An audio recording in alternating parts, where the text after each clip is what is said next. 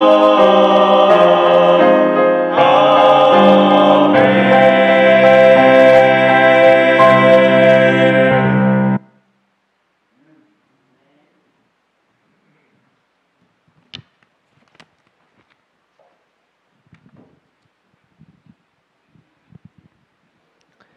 하나님 말씀 출애굽기 19장 1절부터 6절까지 말씀 우리 함께 말씀 교독합니다. 제가 먼저 읽겠습니다. 이스라엘 자손이 애굽 땅을 떠난 지 3개월 되던 날 그들이 시내 광야에 이르니라. 그들이 르비딤을 떠나 시내 광야에 이르러 그 광야에 장막을 치되 이스라엘이 거기 산 장막에 장막을 치니라. 모세가 하나님 앞에 올라가니 여호와께서 산에서 그를 불러 말씀하시되 너는 이같이 야곱의 집에 말하고 이스라엘 자손들에게 말하라. 내가 애굽 사람에게 어떻게 행하였음과 내가 어떻게 독수리 날개로 너희를 업어 내게로 인도하였음을 너희가 보았느니라. 세계가 다 내게 속하였나니 너희가 내 말을 잘 듣고 내 언약을 지키면 너희는 모든 민족 중에서 내 소유가 되겠고 너희가 내게 대하여 제사장 나라가 되며 거룩한 백성이 되리라. 너는 이 말을 이스라엘 자손에게 전할지니라. 아멘. 저는 오늘 이 말씀을 본문으로 해서 우리를 가치 있게 보시는 이유, 그런 제목을 가지고 같이 말씀을 나눕니다.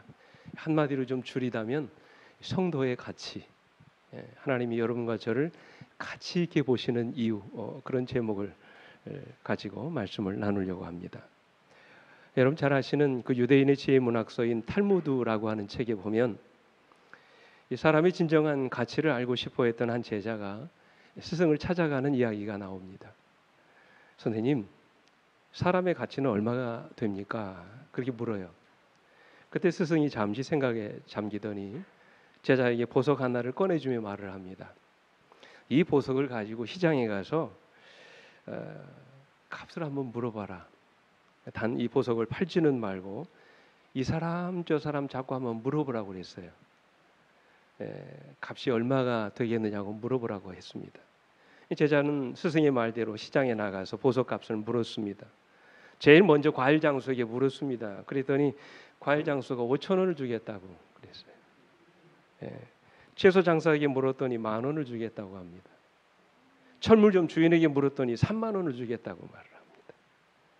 모두가 다 가짜라고 생각하기 때문입니다. 제자는 시장 이곳저곳을 돌아다니면서 다 물어보았는데 물을 때마다 보석의 값이 달랐어요. 그래서 이제는 마지막으로 보석가게 주인을 찾아가서 물었습니다. 그러자 그 보석을 감정하던 주인이 깜짝 놀라며 말합니다.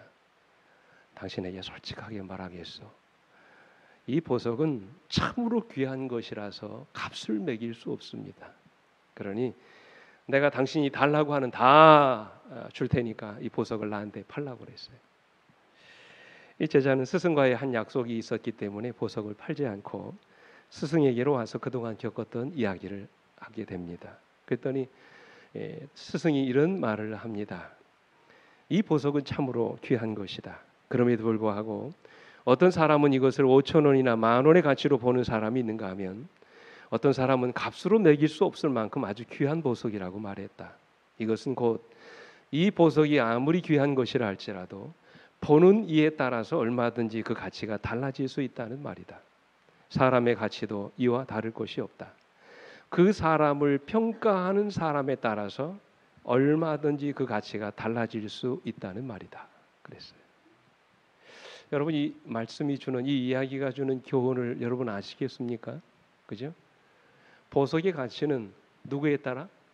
이 보석을 바라보는 사람에 따라 그 가치가 얼마든지 달라질 수 있다라고 생각합니다. 그죠? 오늘 여러분은 여러분 자신의 가치가 얼마나 된다고 생각하십니까? 아니요. 좀 다른 각도에서 질문 드려볼까요? 여러분이 믿으시는 하나님이 여러분 모두를 바라보실 때 정말로 하나님이 여러분을 얼마나 가치 있는 존재로 생각하신다고 여러분 생각하십니까? 우리 영감의 글은 이렇게 말씀하십니다. 한번 이 말씀을 읽어볼까요? 시작. 영혼의 가치는 무한하다. 그 가치는 그것을 속량하기 위하여 지불된 대가에 의해서만 헤아려질 수였다. 갈바리, 갈바리, 갈바리. 그것이 영혼의 진정한 가치를 설명해 줄 것이다. 여러분, 영혼의 가치는 뭐라고요? 무한하다고 말씀하셨어요. 값으로 매길 수 없다는 것입니다. 우리가 그 가치를 위해서는 그것을 위하여 지불된 뭐를요? 대가에 의해서만 헤아려질 수 있다고 그랬어요. 그래서 우리 한 영혼 한 영혼의 가치는 어디를 통해서만, 갈바리 십자가를 통해서만 진정한 그 가치가 매겨질 수 있다고 이렇게 성경은 말씀하십니다. 주님은 나 한 사람을 위해서라도 기꺼이 당신의 목숨을 버리셨을 만큼 오늘 여러분과 제가 하나님 앞에 정말로 값어치 있는 아름다운 존재라고 주님은 말씀하십니다. 오늘 본문의 말씀은 이스라엘 백성들이 애굽을 나온 지 3개월 정도 되었을 때 시내산에서 하나님이 그들과 언약을 맺으시는 가운데 하신 말씀입니다. 애굽의 노예가 되어 있던 그들을 구원하시고 홍해를 건너 이제 하나님과의 언약 관계를 맺기 위해서 시내산에 들어갔을 때 하나님께서 당신의 백성인 이스라엘 민족을 특별한 백성으로 그들을 구별하시고 이제 그들과 언약을 맺는 엄숙한 시간에 그들에게 하신 말씀이에요. 다시 여러분 5절과 6절 말씀을 좀 보시기 바랍니다. 제가 읽을 때 여러분 잘 유념해서 보십시오. 세계가 다 내게 속하였나니 너희가 내 말을 잘 듣고 내 언약을 지키면 너희는 모든 민족 중에서 내 소유가 되겠고 너희가 내게 대하여 제사장 나라가 되며 거룩한 백성이 되리라. 너는 이 말을 이스라엘 자손에게 전할지니라 그랬어요.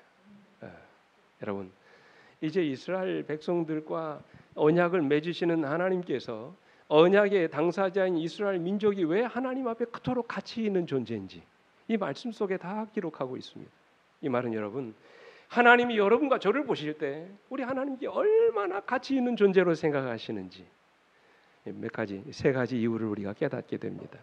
왜 하나님이 우리를 가치 있는 존재로 여기실까요? 오늘 좀 질문합니다. 여러분과 제가 하나님 앞에 정말로 존귀한 존재일까요? 그렇게 믿으십니까?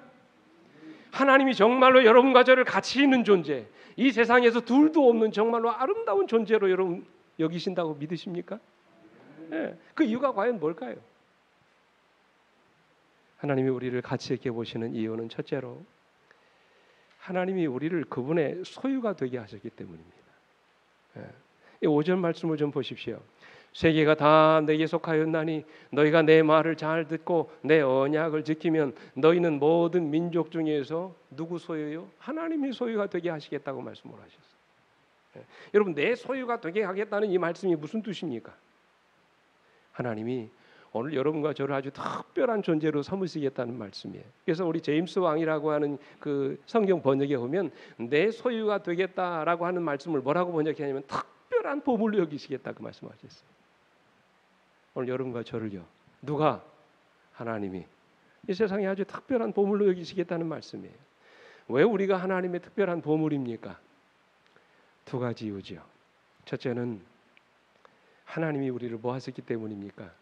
그죠? 만드셨기 때문입니다. 그분의 형상을 따라 하나님이 우리에게 생명을 주시고 우리의 존재를 있게 하셨습니다. 그래서 우리가 있는 모든 것들이 다 그분으로부터 온 것입니다. 그분이 우리를 지으시고 만드신 것입니다. 그래서 하나님 앞에 우리가 존귀한 존재인 거예요. 하나님이 만드신 존재. 그래서 우리가 보물 같은 존재가 있는 것입니다. 물건도 내 손때가 묻어있는 물건이 더 귀하고 가치 있게 느껴지는 것처럼, 그죠? 하나님이 여러분과 저를 만드셨기 때문에 보물처럼 여기시는 거예요. 그래서 시편 100편 3절에 보면 여호와 우리 하나님이신 줄 너희는 알지어다. 그는 우리를 뭐 하시니요? 지으시니요 우리는 그의 것이라고 그랬어요. 신명기 32장 6절에도 그는 내 아버지이시요 너를 지으신 이가 아니시냐. 그가 너를 만드시고 너를 세우셨다고 말씀하셨어요. 이사야 64장 8절에 보면 우리는 다 주의 손으로 지으신 것이니라고 말씀하셨어요. 하나님의 형상대로 지음을 받은 존재. 그래서 여러분 하나님 앞에서 여러분과 제가 존귀한 사람인 것입니다. 미국 워싱턴 DC에 있는 그 아트 뮤지엄이라고 하는 박물관이 있는데요. 이 박물관에 가면 피카소의 초기 작품이 그 안에 있답니다. 전시되어 있다고 그래요. 여러분 아시는 것처럼 피카소의 작품은 아주 독특합니다. 저게 작품일까라고 느껴질 만큼 아주 특별한 작품들이 많이 있어요. 어떤 것들은 꼭 아이들이 장난한 것 같아요. 근데 대단한 작품이라고 이야기합니다. 근데 피카소의 작품은 돈으로 환산하기 어려울 만큼 굉장히 비싼 값에 팔려간다고 그럽니다. 특별히 1943년에 피카소가 버려진 자전거의 안장과 핸들로 만든 황소머리라고 하는 작품은요, 시가로 얼마 팔린 줄 아세요? 수백억 원에 팔렸답니다.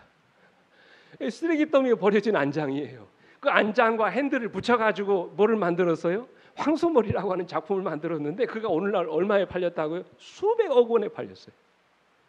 대단하지 않습니까? 남이 버린 쓰레기가 피카소의 손에 닿자 보물로 변한 것입니다. 누구의 손에 닿느냐에 따라 보물의 가치가 달라진다는 말이에요. 오래전에 러시아에서 다 망가진 탁자와 펜이 하나 발견됐습니다. 어떤 사람이 쓰레기통에서 주워가지고 창고 세일을 했는데 무려 1만 달러에 팔렸습니다. 이유가 뭔지 아세요? 러시아의 최고의 작가인 도스토옙스키가 카라마조프라고 하는 그 형제들을 쓸 때 그 탁자와 그 펜을 이용해서 썼다라고 하는 사실이 알려지면서 가치가 인정을 받게 된 것입니다. 그렇습니다, 여러분. 이처럼 누구의 작품, 누구의 소유냐에 따라서 물건의 가치가 달라지는 것입니다. 여러분, 왜 우리가 고귀한 존재입니까? 하나님의 작품이기 때문에 그래요. 그렇기 때문에 우리의 가치는 값을 매길 수가 없는 것입니다. 여러분 믿으십니까? 뿐만 아니라 우리가 하나님의 특별한 보물인 이유는 그분이 당신의 생명의 값을 지불하고 우리를 사셨기 때문에 그래요. 그렇지 않습니까? 여기서 소유라는 말에는 하나님이 특별한 대가를 지불하고 사셨다는 말씀이에요. 그러므로 우리는 하나님이 자기 독생자이신 예수 그리스도의 희생으로 사신 언약의 백성들입니다. 죄로 말미암아 죽을 수밖에 없는 우리를 하나님이 당신의 아들의 피값을 지불하고 여러분과 저를 사신 것이에요.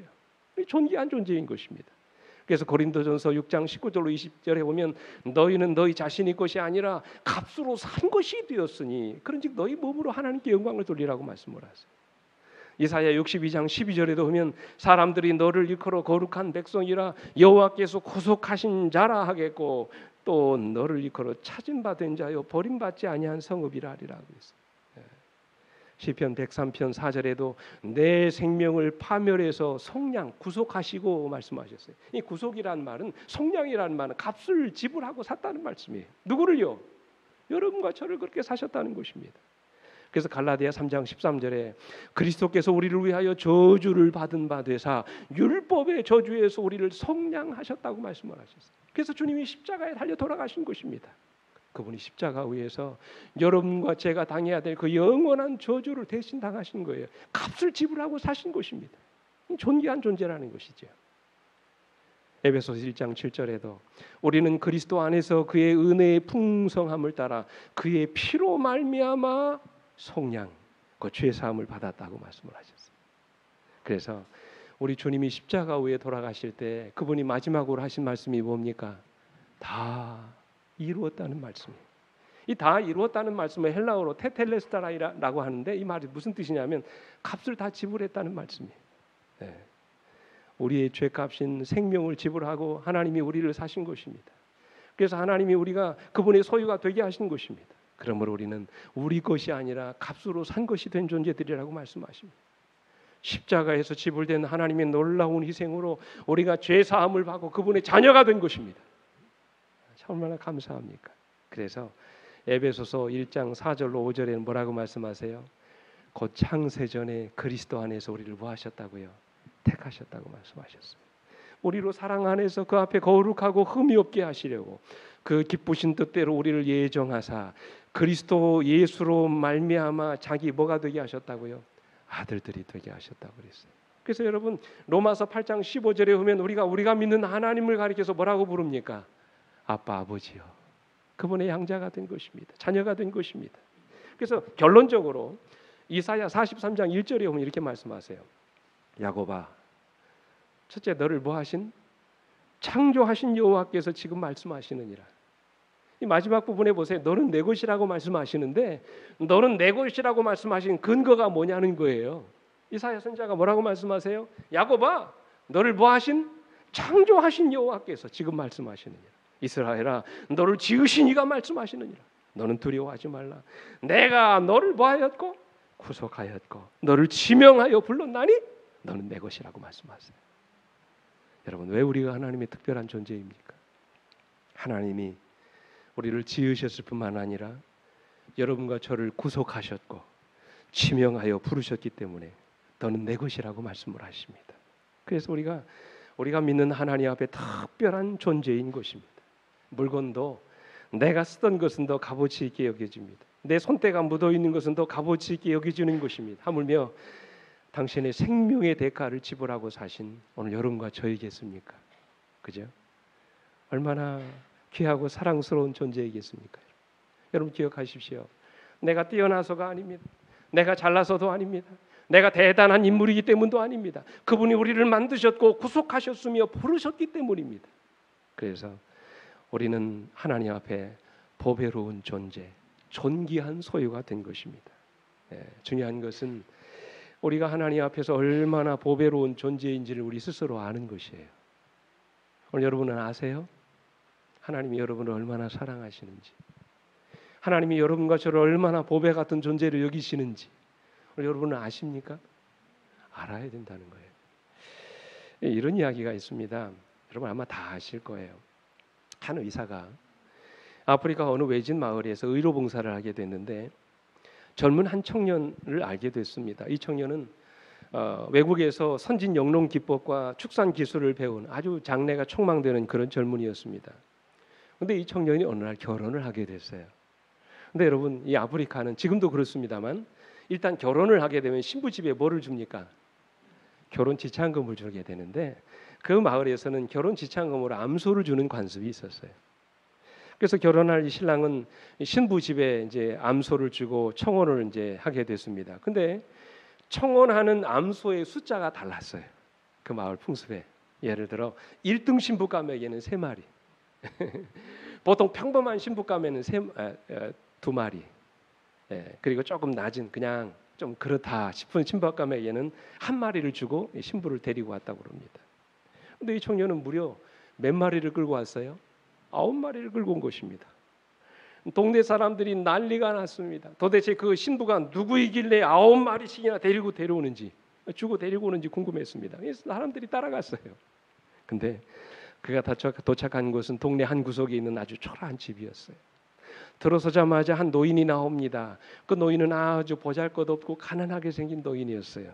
그리고 그 뒤를 따라 나온 신부가 있었는데 키는 큰데 볼품이 없어요. 대단한 처녀가 아니었습니다. 그냥 보니까 별 볼 일 없는 사람 같아요. 사람들이 수군거리기 시작합니다. 저 젊은이 미쳤다고 얘기했어요. 어떤 사람은 심지어 그 처녀가 마법을 걸어가지고 그 청년을 홀린 것이라고 그렇게 꼬드겼습니다. 이제 의료봉사를 마치고 이 의사가 본국으로 돌아온 다음에 가끔 그 청년을 생각했습니다. 도대체 그 청년이 무슨 생각으로 9마리를 지불했을까? 늘 그 생각이 떠나지가 않는 거예요. 오랜 세월이 지나서 의사는 다시 한번 그 마을로 휴가를 가게 됐습니다. 아니나 다를까 그 청년은 공부를 많이 했기 때문에 가봤더니 큰 사업가가 됐었습니다. 부자가 됐습니다. 그 사업가에게 저녁 초대를 받아서 이제 의사가 갔는데 예전부터 계속 궁금해왔던 그 이유를 물었습니다. 그랬더니 사업가가 빙그레 웃으면서 별다른 이야기를 하지 않아 궁금증이 더해졌습니다. 근데 여러분 이 궁금증이 더해지던 차에 한 여인이 차를 들고 이렇게 오는데 정말 대단히 아름다운 여인이 오는 거예요. 영어도 유창하게 구사하고 솜씨와 맵시가 모두 뛰어나 정말로 아름다운 여인이었습니다. 의사는 순간적으로 그런 생각을 했어요. 아마 옛날 결혼했던 그 아가씨를 버리고 아마 새 부인을 얻었는가 보다. 그렇게 생각을 했습니다. 그때쯤 이 사업가가 의사에게 말합니다. 선생님, 저 사람이 바로 제가 그때 청혼한 그 신부입니다. 저는 아주 어렸을 때부터 저 사람을 사랑했습니다. 저 사람과 결혼하는 것이 제 인생의 꿈이었습니다. 아시다시피 저희 마을에는 몇 마리 암소를 받았느냐가 여자들의 생애에 있어서는 대단히 중요합니다.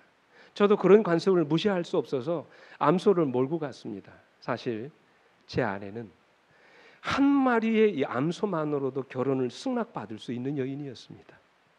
그러면서 이 남자가 이렇게 얘기합니다.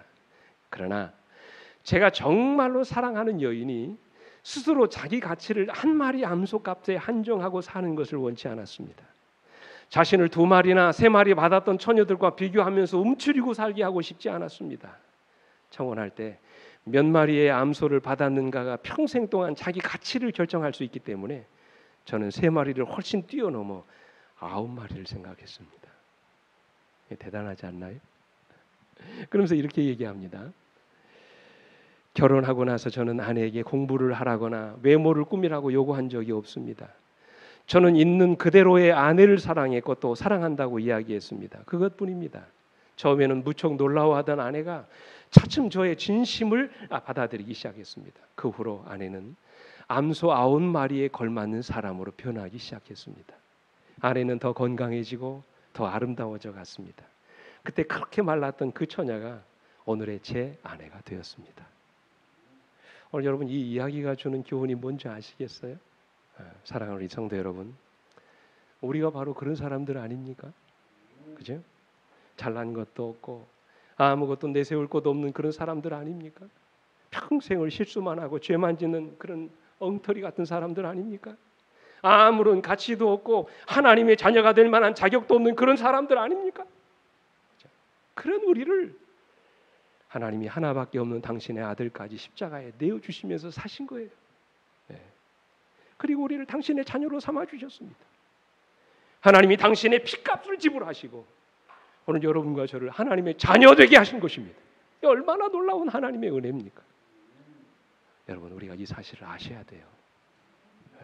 그래서 영감의 글은 이렇게 말씀하십니다. 한 백성으로서 우리는 특별한 의미에 있어서 주님의 소유이다. 그리스도께서 우리를 사셨다. 능력이 탁월한 천사들이 우리를 두르고 있다. 한 마리의 참새가 땅에 떨어지는 것도 하늘에 계신 우리 아버지께서는 아신다. 우리의 머리카락까지도 계수된다. 하나님께서는 당신의 백성들을 위하여 필요한 준비를 다 갖추셨다. 그분께서는 특별히 그들을 돌봐주신다. 그래서 이유가 뭡니까? 왜 그래요? 하나님 앞에 여러분과 제가 아주 특별한 존재이기 때문에 그렇습니다. 세상에서 가장 존귀하게 여기시는 존재가 바로 여러분과 저라는 사실을 잊어버리지 않게 되기를 간절히 바랍니다. 이 세상의 그 무엇과도 바꿀 수 없는 존귀한 사람으로 오늘 여러분과 저를 부르셨다는 이 사실을 기억하고 살아가시게 되기를 간절히 바랍니다. 둘째로 하나님이 우리를 가치 있게 보시는 이유는 우리가 하나님에 대해서 제사장 나라가 되었기 때문입니다. 여기 6절 말씀을 좀 다시 한번 읽어볼까요? 같이 한 소리로 시작. 너희가 내게 대하여 제사장 나라가 되며 거룩한 백성이 되리라 그랬어요.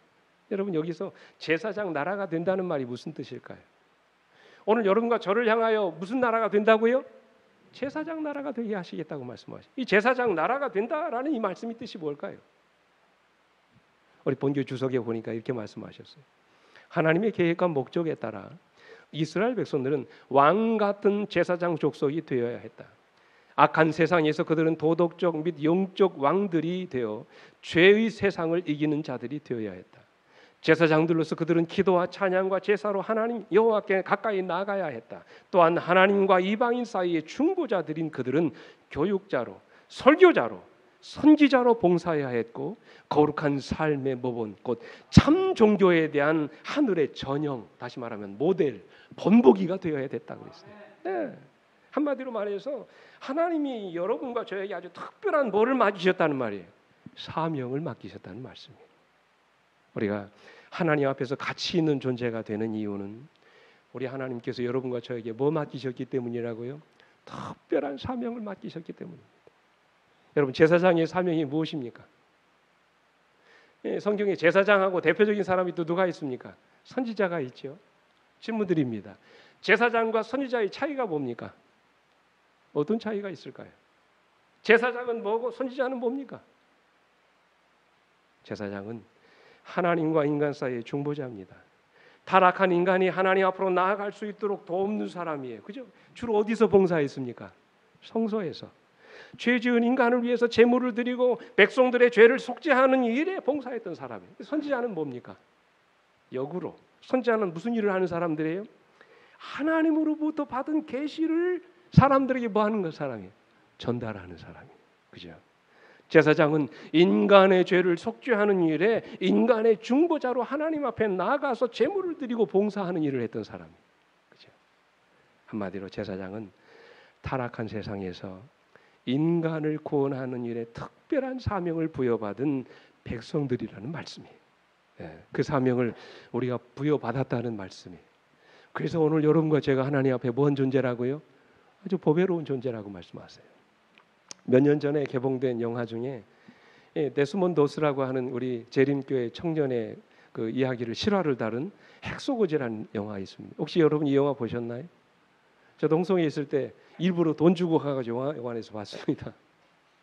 실화지요.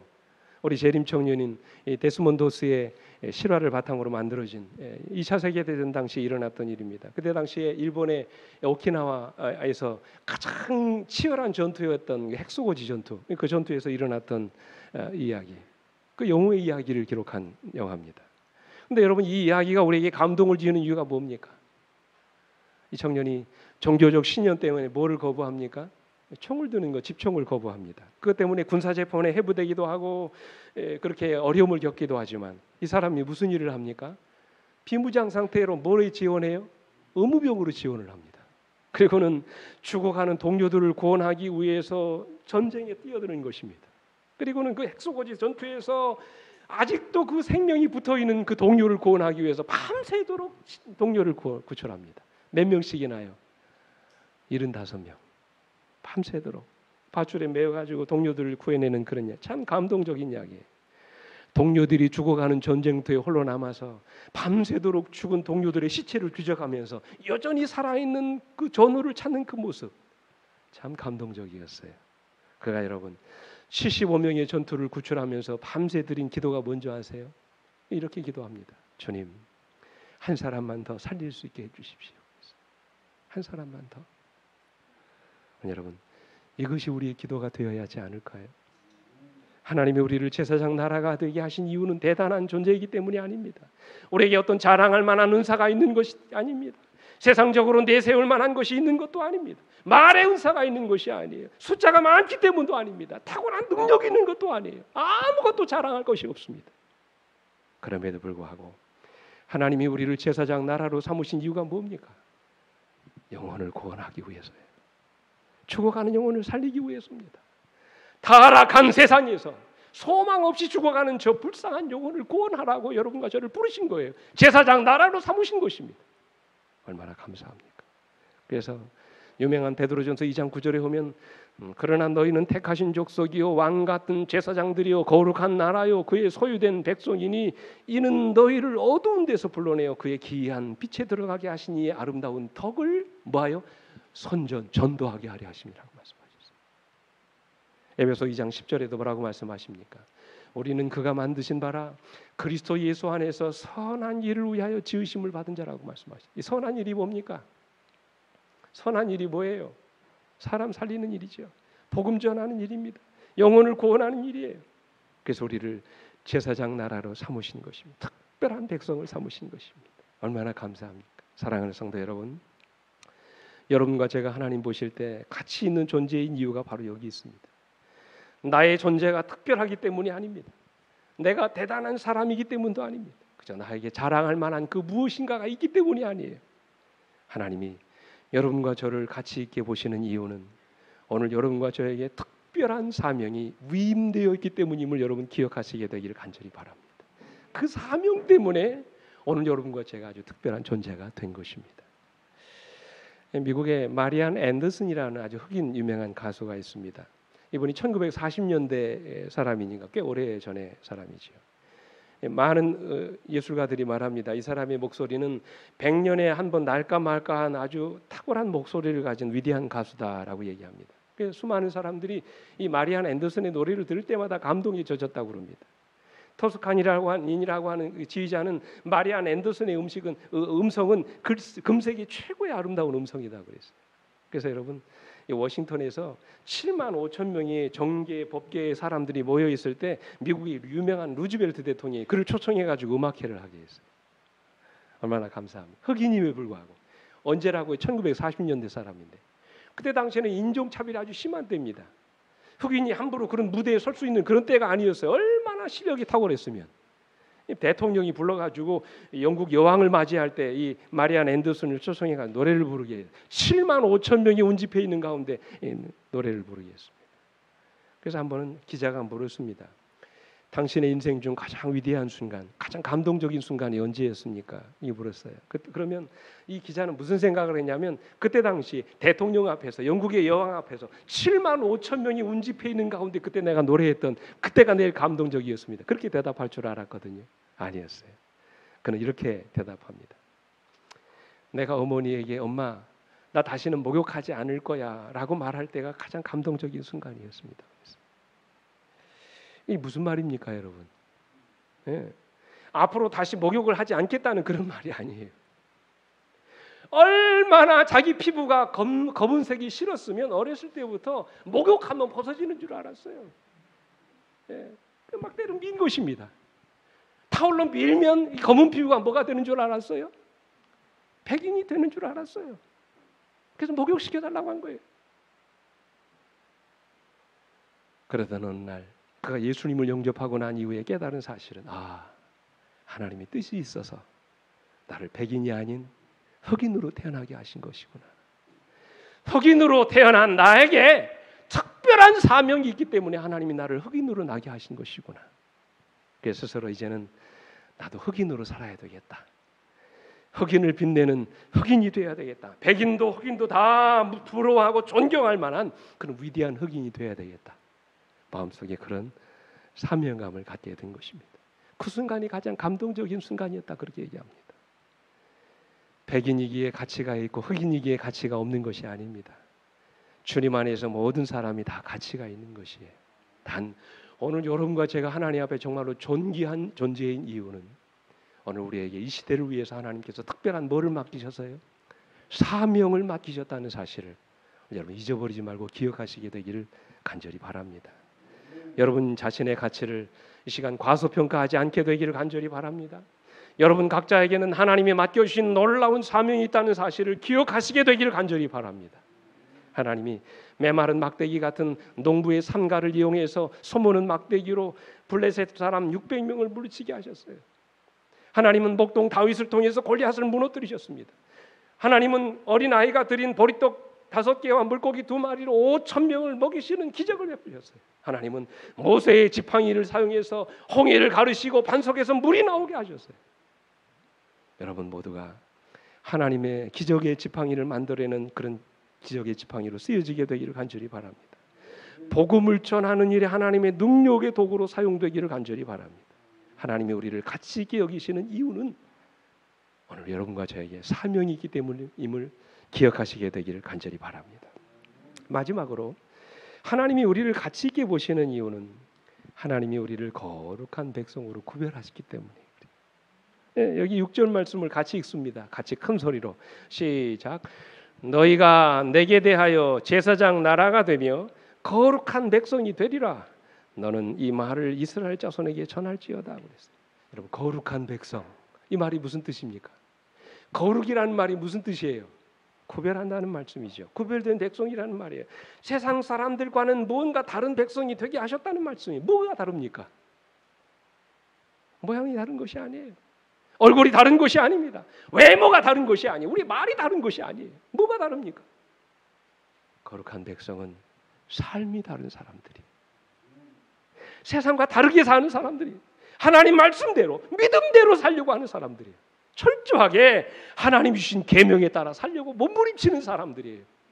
하나님은 이스라엘 백성들을 거룩한 백성으로 만들기를 원하셨습니다. 하나님 말씀대로 사는 백성들로 만들기를 원하셨어요. 그러나 어떻습니까? 그들은 노예 근성을 가진 사람들, 거룩하지 못한 백성들이었습니다. 작은 문제만 생기면 불평하고 원망하는 사람들이었어요. 구별된 백성들답게 살지 못하는 것입니다. 철저하게 타락한 백성이 되어버렸어요. 계속해서 하나님을 불신하고 지도자를 원망하며 살았습니다. 결국 그들이 끝내는 어떻게 했습니까? 그리스도를 거절하고 그분을 십자가에 뭐 했어요? 못 박아버렸어요. 그런데 여러분 하나님은 그런 그들을 어떻게 대우하셨나요? 4절을 보십시오. 내가 애굽 사람에게 어떻게 행하였음과 내가 어떻게 독수리 날개로 너희를 업어 내게로 인도하였음을 너희가 보았느니라 말씀하셨어요. 이런 백성을 우리 주님이 독수리 날개로 어떻게 해서 인도하셨다고요? 업어 인도하셨다고 말씀을 하셨어요. 이 말씀을 신명기서 32장 11절에서는 마치 독수리가 그 보금자리를 어지럽게 하며 그 새끼 위에 너풀거리며 날개를 펴서 새끼를 받으며 그 날개 위에 그것을 엎는 것 같이 여호와께서 그들을 홀로 인도하셨다고 말씀을 하셨어요. 여러분, 새 중에 왕인 이 독수리는 새끼를 기를 때 어디다가 짓는다고 그래요? 높은 절벽에다가 짓는다 하잖아요. 둥지를. 그리고는 그 둥지 위에 새끼를 알을 낳습니다. 그리고는 그 밑에 뭐를 깔아요? 가시를 깝니다. 부드러운 털로 이제 굴 위를 덮습니다. 근데 새끼가 자라면 집을 흔들어 가지고 다 새끼를 바깥으로 쫓아냅니다. 깃털을 다 뽑아내고 가시만 남게 해요.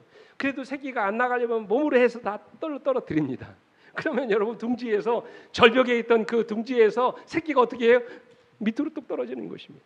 그러면 어미 독수리는 시속 180km 속도로 날개를 펴고 날아가서 떨어지기 전에 새끼를 다시 받아 올립니다. 그러기를 계속 연습하는 거예요. 그리고 마침내 새끼 독수리가 스스로 날 수 있는 아주 강한 독수리로 자라날 때까지 연단하는 것입니다. 스스로 둥지를 높은 곳에 짓게 하고 사냥하는 법을 가르치고 힘 있는 새로 새 중의 왕으로 그를 만들기 위해서 갖은 연단과 훈련을 거듭합니다. 지금 하나님이 독수리의 비유를 들어 하나님의 구속사를 지금 설명하시는 거예요. 여러분, 왜 하나님이 우리를 훈련하십니까? 왜 하나님이 우리를 연단하십니까? 이유는 한 가지죠. 뭐 되게 하시려고요? 거룩한 백성이 되게 하시기 위해서, 구별된 백성으로 살게 하시기 위해입니다. 하나님의 백성답게 살아가는 모습을 보고 싶으시기 때문입니다. 이 땅의 사람들과는 뭔가 다른 모습으로 살아가기를 원하시기 때문입니다. 하나님 앞에 보다 가치 있는 존재로, 그런 백성으로 살아가기를 원하시기 때문에 그렇습니다. 한번 여러분 생각해 보십시오. 모든 것들이 세상을 다 버렸습니다. 세상 사람들이 하나님의 율법을 버렸습니다. 이 믿는 사람들이 안식일을 버렸어요. 음식물을 버렸습니다. 하나님 말씀을 버렸어요. 그 어디에도, 심지어 교회 안에도 말씀대로 사는 하나님의 사람들이 없어요. 그죠? 모양만 그리스도인들이 많습니다. 흉내만 내는 그리스도인들이 천지입니다. 그저 교회만 다니는 종교인들이 수두룩합니다. 말씀대로 사는, 믿음대로 사는 하나님의 백성들이 이 땅에 없다는 말이에요. 이런 세상에서 오늘 하나님께서 여러분과 저를 거룩한 백성으로 살아가게 하기를 원하십니다. 세상 사람들과는 구별된 인생이 되기를 원하십니다. 하나님의 거룩한 성민으로 이 세상을 살아가기를 원하신다는 말씀이에요. 그래서 오늘 여러분과 제가 하나님 앞에 존귀한 존재인 것입니다. 그래서 하나님께서 뭐라고 말씀하세요? 레위기 11장 45절 같이 읽습니다. 시작. 나는 너희의 하나님이 되려고 너희를 애굽 땅에서 인도하여 낸 여호와라. 내가 거룩하니 너희도 거룩할지니라. 빛을 받은 백성들, 우리는 받은 빛대로 사셔야 돼요. 내가 거룩하니 너희도 거룩하라고 말씀을 하세요. 마지막으로 한 이야기만 드리고 말씀 마치겠습니다. 혹시 여러분 이 아마 서커스 자주 보셨을 거예요. 150년의 역사를 이렇게 가지고 있는 미국의 유명한 링글린 브라더스라고 하는 서커스단이 있습니다. 지금은 2017년도에 제가 알고 있기로는 이 서커스단이 이제 폐단을 했다고 하는 이야기를 제가 들었습니다만, 40년 전에 링글린 브라더스 서커스단이 뉴욕 공연을 할 때였습니다. 근데 공연 중에 저렇게 이제 철장에 갇혀가지고 이제 그 조련사가 안에 들어가서 이제 고개를 하고 있는데 갑자기 저렇게 정전이 돼버렸습니다. 불이 꺼져버린 거예요. 1분 동안. 관중들은 모두 숨을 죽이고 있었습니다. 때마침 무대에 서는 조련사가 호랑이 저렇게 5마리의 제주를 부리고 있었습니다. 철장 속이니까 관중들에게는 위험이 없을지 모르겠지만 불이 꺼지면 여러분 누구는 저 안에 있습니까? 조련사는 저 안에 들어가 있어요. 누가 위험할 수 있을까요? 저 조련사가 위험할 수 있습니다. 혹시라도 저 조련사가 호랑이들의 공격을 받지 않을까 사람들이 염려했습니다. 1분이지만 그 짧은 1분이 얼마나 길게 느껴지는지. 왜냐하면 무대에서 무슨 일이 일어날 것만 같은 것입니다. 근데 여러분, 잠시 후에 장내가 물을 끼얹은 듯 고요하고 캄캄한데 무대에서는 조련사의 채찍 소리가 계속해서 들리는 거예요. 그리고는 이 호랑이들에게 동작을 지시하는 명령이 계속해서 흐트러짐이 없이 들려왔습니다. 불은 꺼져 있는데 조련사가 계속해서 채찍을 휘두르면서 호랑이들을 조련하는 것입니다. 다시 불이 켜지자 관중들은 모두 일어나 박수를 쳤습니다. 그리고 이 공연이 끝났을 때 이 조련사가 이렇게 말을 했어요. 잘 들어보십시오. 어둠 속에서도 호랑이들은 나를 잘 봅니다. 내가 호랑이를 못 보고 있다는 것을 눈치채게 해서는 안 됩니다. 마치 어둠 속에서도 밝은 빛 속에 있는 것처럼 행동해야 합니다. 그런 얘기였어요. 조련사가 어둠 속에서도 호랑이를 여전히 제압하고 살아남을 수 있었던 것은 그 어둠 가운데 있었지만 빛 가운데 있는 사람처럼 행동했기 때문이라는 사실이에요. 대단히 중요한 것이죠. 이처럼 우리는 빛의 자녀들처럼 사셔야 돼요. 우리 영감이 그런 이렇게 말씀하십니다. 만약 우리들이 빛과 연결될 때 우리들은 빛의 통로가 될 것이며 우리들의 말과 행실로서 세상의 빛을 반사하게 될 것이다. 참된 그리스도인들은 땅을 하늘에 있는 사랑의 줄로 묶이게 될 것이며 유한한 인간을 무한하신 하나님께 연결시키는 사랑의 줄로 결박될 것이다. 예수 그리스도의 얼굴에 비치는 빛은 주님을 따르는 자들의 마음에도 비출 것이며 하나님의 영광을 드러낼 것이다. 여러분, 이것이 우리의 삶이 되어야 하지 않을까요? 여러분에게 호소합니다. 하나님이 우리를 거룩한 백성으로 구별하셨습니다. 하나님은 우리가 그분의 거룩한 성민이 되기를 원하십니다. 우리의 말과 행동 그리고 우리가 살아가는 모든 것들이 세상 사람들과는 구별된 삶을 살아가기를 원하십니다. 비록 죄악이 관영하는 어두움의 세상을 살아가지만 우리 모두가 빛의 자녀들처럼 살아가시게 되기를 간절히 바랍니다. 빛의 자녀로 거룩한 백성으로 살아가시는 여러분과 제가 되기를 간절히 바라면서 말씀을 마치겠습니다. 우리 함께 일어나셔서 찬양합니다.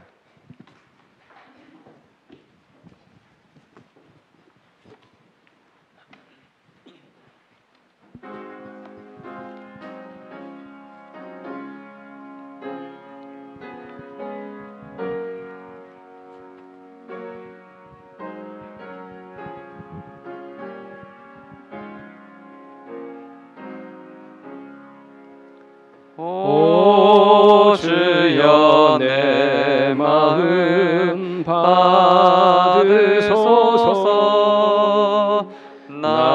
날마다 주의 마음 내게 주사 자유의 진리를 알게 하고 주님만 높이게 하옵소서. 오 주여 내 성품 살피소서. 내 안에 보좌를 마련하사 영원한 사랑을 널리 펴서 천국을 이루게 하옵소서. 오 주여 나의 뜻 받으소서. 내 마음 가운데 임하시오. 안일한 생활을 버리고서 주의 뜻 따르게 이끄소서. 오 주여 내 생명 받으소서. 주님의 경륜을 이루도록 시간과 재능을 다 드리어 거룩한 부름에 응하리다. 아버지, 이 시간 하나님 안에서 우리 자신이 얼마나 가치 있는 존재인지를 깨우쳐 주셔서 감사합니다. 우리의 존재를 있게 하기 위하여 우리 하나님께서 당신의 생명을 주셨을 뿐만 아니라 하나밖에 없는 아들까지 희생하시면서 우리를 십자가의 피로 구원해 주셨음을 인하여 감사합니다. 아버지, 이 엄청난 하나님의 사랑을 입은 자로서 우리 자신을 과소평가하지 않게 해 주시옵소서.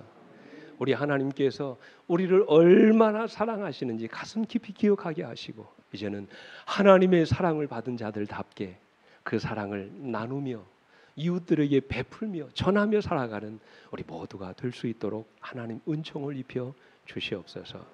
말에 그친 신앙인들이 되지 않게 하시고 모양과 허울만 있는 그리스도인이 되지 않게 하여 주옵시며 우리의 삶과 행실을 통하여 내가 믿는 하나님께 영광을 돌리고 그분을 기쁘시게 하는 아름다운 인생을 살게 해 주시옵소서. 이제는 우리 아버지 하나님의 놀라우신 사랑과 그 아들 예수 그리스도의 다함이 없는 십자가의 은혜와 오늘도 우리를 새 사람 되게 하시고 날마다 그리스도인으로 살게 하시는 성령 하나님의 감화 감동하심이 오늘 이 말씀을 듣고 하나님 앞에 새로운 존재로 우리 자신이 되기로 결심한 우리 모든 성도들 위해 이제로부터 영원토록 언제나 함께해 주시옵기를 우리의 구주이신 예수 그리스도 이름으로 간절히 축원하옵나이다. 아멘.